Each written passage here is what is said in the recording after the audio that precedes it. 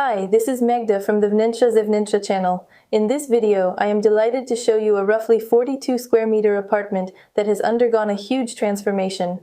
It used to be one big room, but now you'll find a bedroom, a bathroom, a workspace, and a guest area here. You'll see for yourselves in a moment.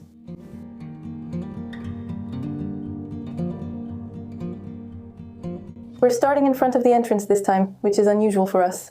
Because here, in the vestibule shared by 3 apartments, there's a room that used to be a shared bathroom, but now it's a laundry room. That's where the washing machine is, so you don't have to have it in the apartment anymore. And now let me invite you inside.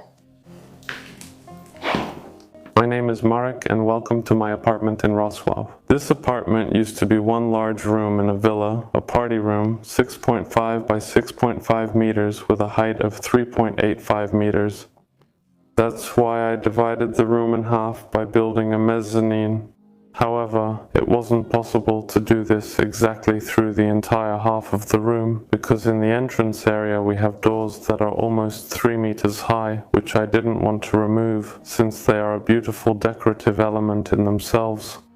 We managed to restore them, and I decided to divide the mezzanine into 2 parts, to the right and left of the door, and in the middle we connected them with a delicate bridge that allows you to walk between the rooms. The hallway wasn't that easy to arrange because there are doors across the entire width, but we managed to fit everything in. There's a place to quickly hang jackets and put away wet shoes, a chair here to sit on while putting on shoes, a cabinet for the other pairs, and on top, a spot to quickly put down your keys.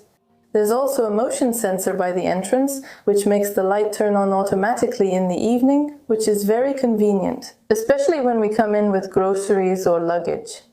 In the apartment, at first glance, you don't see any closets. It seems like there's little storage, but some of the closets have been hidden in the walls. I'm happy with that. Here I have a closet for outerwear, jackets, shoes, and some backpacks.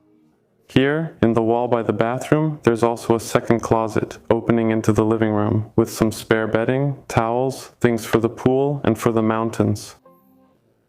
It also fit under the palm.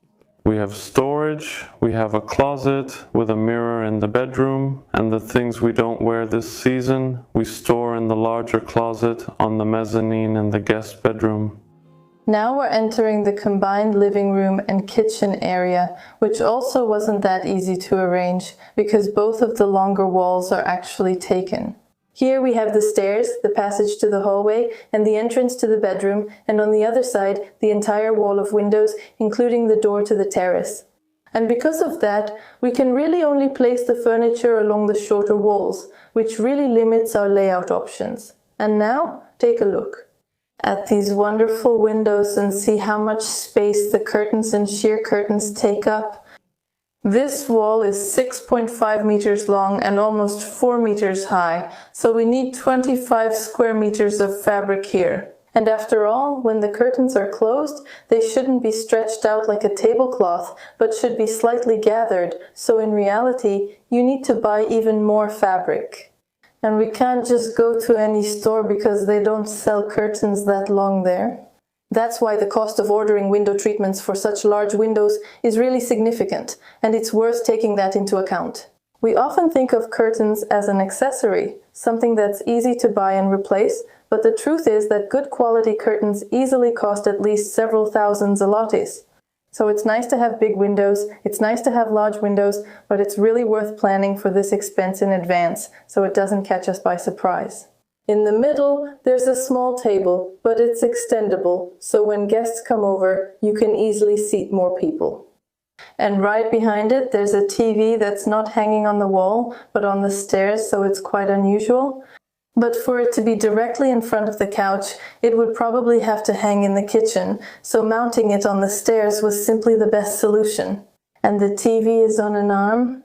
You can pull it out more towards the center here, turn it to the right angle, and thanks to that it's just comfortable. And since the stairs aren't enclosed, of course you can see the cables from the kitchen side, and even though they weren't in a mess, they were hidden in a special box. So that the rooms we designed under the mezzanine wouldn't be dark, we decided to install a window in the bathroom, which looks out into the kitchen, as well as very large glass doors to the bedroom. Thanks to this, we don't always have to use electric lighting there. We can use natural light instead. I put both the bedroom and the bathroom on the same level, and guests often ask me, "Why didn't you put the bedroom upstairs?" Well, for me it was important to have the bedroom and bathroom on the same level, so I wouldn't have to go up and down stairs between those rooms. The kitchen is small, but because of the height of the room, we decided to use the available space, and we made the shelves and cabinets up to 1 meter high. Here under the stairs we have a small wooden stool. Well, even with my height, I can't reach the top shelves, but thanks to this stool we managed to store things we don't use that often in the kitchen. We also managed to build a small island under the stairs, which gives us a larger countertop in the kitchen. This cabinet here is designed so that it can fit a kitchen cart, which we can use in the living room. And in the living room, the same built-in serves as a small bookshelf, which means this piece of furniture both separates and connects the living room and kitchen areas. I'm satisfied with this piece of furniture because I built it myself. And I simply bought custom-sized boards at a hardware store, and it turned out that it's not that difficult. How was the kitchen organized?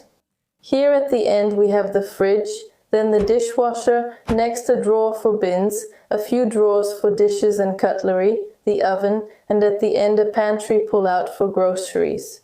There are extra shelves at the top, but actually things are stored not only in the cabinets. Here we have a rail where a lot of accessories are hanging, and at the end here, there's also a cart. The countertop is additionally illuminated, but not with an LED strip, instead with a panel, and we can adjust the light with a remote, making it stronger or softer, and we can also turn it off completely. However, when we turn it off with the remote, the switch will no longer turn the light on. And if we leave it on with the remote and turn it off with the switch, then the remote won't turn it back on. So these solutions don't complement each other. It's not like with three-way switches, it's either one or the other. However, many people use the remote without realizing that you can simply use a switch, and often we're actually more used to that kind of solution. So just know that you have a choice. And when you install a switch on the wall, you can put the remote away somewhere you rarely use, and for example, use only the switch if that's what you prefer. At the end of the kitchen, there's a window to the bathroom, and now I'd like to invite you into the bathroom. The bathroom door should open outward. This is for safety reasons, and we should definitely stick to this rule. Just imagine that you slipped after a bath, fell down, and you're lying there unconscious, and someone trying to help you ends up pushing the door onto you. Well, that wouldn't end very well. That's why if you have, for example, a narrow hallway, and you really don't want to install doors that open outward, you can get around this rule in another way by choosing sliding doors. As you remember, originally there was one shared bathroom for 3 apartments, and as you can probably guess, that means it's not like each apartment has a convenient connection to the plumbing stacks. How do you deal with that? Probably many professionals will say it's impossible, but these days almost anything is possible, and here we can use pumps. These are small devices, although not exactly tiny, that pump water so it can flow horizontally. And this way it reaches the riser. However, the pumps are electric, so when there's a power outage or some kind of failure, the plumbing stops working too, which is a drawback. The second problem is that they're a bit noisy.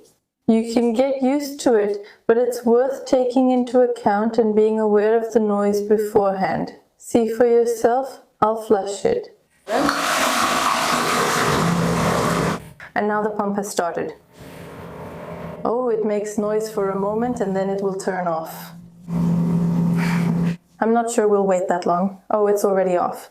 However, I think these drawbacks are nothing compared to the benefit of being able to put a bathroom wherever we want, and not just where someone put the plumbing a long time ago. The second pump is located here under the cabinet, and all the drains along this wall are connected to it, including the kitchen ones. And regarding this wall, take a look at the switch, which has 3 buttons. Thanks to this, we can turn on individual lamps separately, as well as the fan. It often happens that everything is connected to one switch, and I don't know how it doesn't bother you, because honestly, I really don't like it.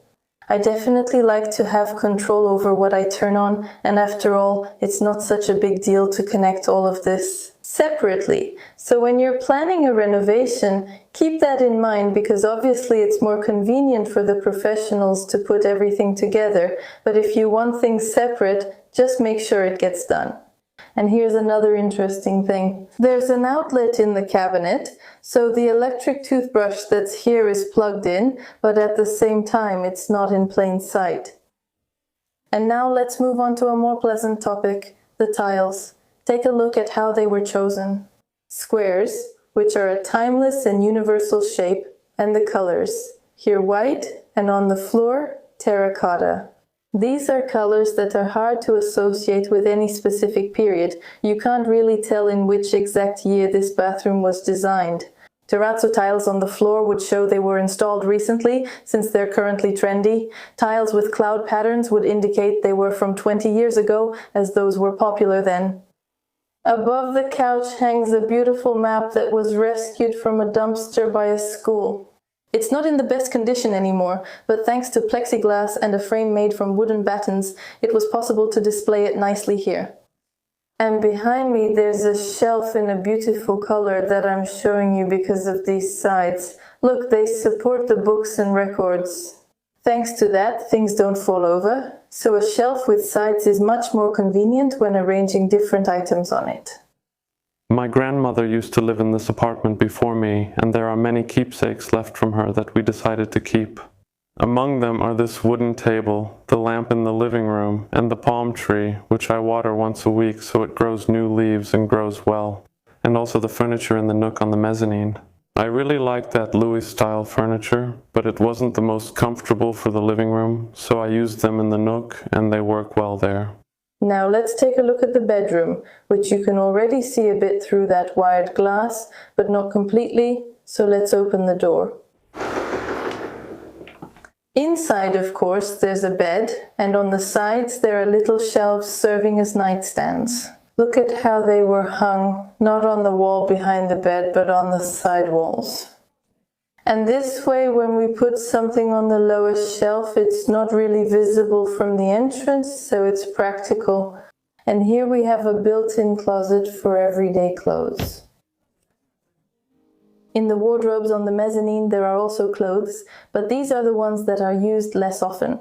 And the sofa I'm sitting on is actually more of a fold-out bed, because it has a comfortable mattress that's rolled up here in a special way, and when unfolded, you can sleep comfortably. Now let's cross the little bridge to the other part. As you can see, it's not super comfortable, and it probably wouldn't be fun to walk back and forth between the kitchen and the table so many times a day, but when these are just extra spaces, it's better to have them, even if they're low, than not to have them at all. An additional advantage of this apartment is a very large balcony, which, especially in the warmer months, serves as an extra room. Sometimes it's even a dining room, but it still needs some renovation. I highly recommend working with local professionals because thanks to their services we managed to save quite a lot. For these doors, I got quotes ranging from $2,500 up to almost $12,500, so the price difference was huge. A local professional did it for me for $2,500, and I'm very satisfied with the result. I spent more time renovating this apartment than living in it. The renovation was planned for a year, but took 3.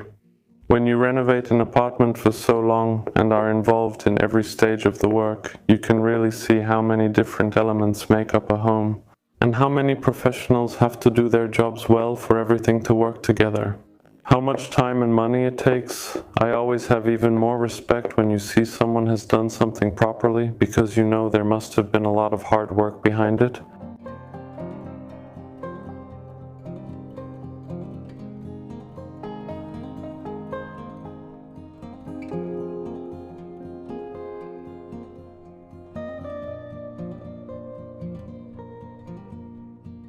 That's all for this video.